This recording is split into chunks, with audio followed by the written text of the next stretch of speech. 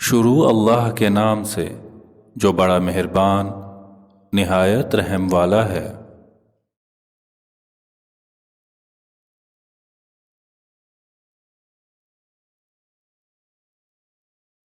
روشن بات چینل میں خوش آمدید۔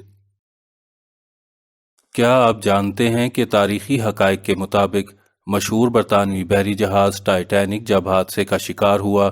تو اس کے آس پاس 3 ایسے بحری جہاز موجود تھے جو ٹائٹینک کے مسافروں کو بچا سکتے تھے، لیکن وہ کیا وجہ تھی کہ قریبی بحری جہاز مسافروں کو بچانے نہ آئے اور ٹائٹینک جہاز میں موجود ہزاروں مسافر لقمہ اجل بن گئے؟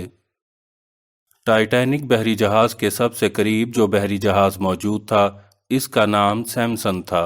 اور وہ جہاز حادثے کے وقت ٹائٹینک سے صرف 7 میل کی دوری پہ تھا۔ سیمسن کے عملے نے نہ صرف ٹائٹینک کے عملے کی طرف سے فائر کیے گئے سفید شعلے جو کہ انتہائی خطرے کی صورت میں فضا میں فائر کیے جاتے ہیں دیکھے تھے،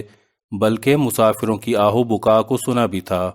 لیکن چونکہ سیمسن کے عملے کے لوگ غیر قانونی طور پہ انتہائی قیمتی سمندری حیات کا شکار کر رہے تھے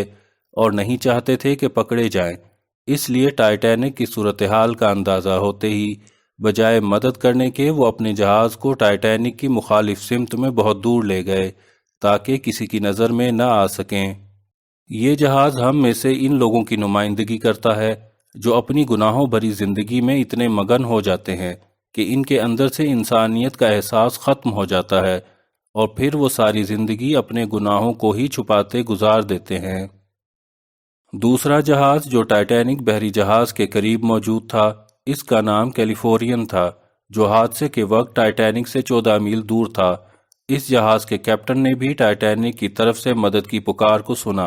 اور باہر نکل کے سفید شعلے اپنی آنکھوں سے دیکھے، لیکن کیونکہ وہ اس وقت برف کی چٹانوں میں گھرا ہوا تھا اور اسے ان چٹانوں کے گرد چکر کاٹ کے ٹائٹینک تک پہنچنے میں خاصی مشکل صورتحال سے دوچار ہونا پڑتا، لہٰذا کیپٹن نے اس کی بجائے دوبارہ اپنے بستر میں جانا اور صبح روشنی ہونے کا انتظار کرنا مناسب سمجھا۔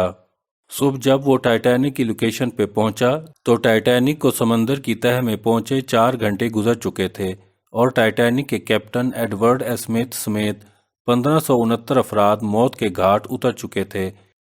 یہ جہاز ہم میں سے ان افراد کی نمائندگی کرتا ہے جو کسی کی مدد کرنے کو اپنی آسانی سے مشروط کر دیتے ہیں اور جب تک حالات حق میں نہ ہوں کسی کی مدد کرنا اپنا فرض نہیں سمجھتے۔ تیسرا جہاز کارپیتھیا تھا جو ٹائٹینک سے 68 میل دور تھا۔ اس جہاز کے کیپٹن نے ریڈیو پہ ٹائٹینک کے مسافروں کی چیخ و پکار سنی۔ صورتحال کا اندازہ ہوتے ہی بجائے اس کے کہ یہ ٹائٹینک کی مخالف سمت میں جنوب کی طرف جا رہا تھا، اس نے فوراً اپنے جہاز کا رخ موڑا اور برف کی چٹانوں اور خطرناک موسم کی پرواہ کیے بغیر مدد کے لیے روانہ ہو گیا۔ اگرچہ یہ دور ہونے کے باعث ٹائٹینک کے ڈوبنے کے 2 گھنٹے کے بعد لوکیشن پہ پہنچ سکا، لیکن یہی وہ جہاز تھا جس نے لائف بوٹس پہ امداد کے منتظر ٹائٹینک کے باقی ماندہ 710 مسافروں کو زندہ بچایا تھا اور انہیں بحفاظت نیو یارک پہنچا دیا تھا۔ اس جہاز کے کیپٹن آرتھر روسٹن کو برطانوی نیوی کی تاریخ کے چند بہادر ترین کیپٹنز میں شمار کیا جاتا ہے اور ان کے اس عمل پہ انہیں مختلف سماجی اور حکومتی ایوارڈ سے بھی نوازا گیا تھا۔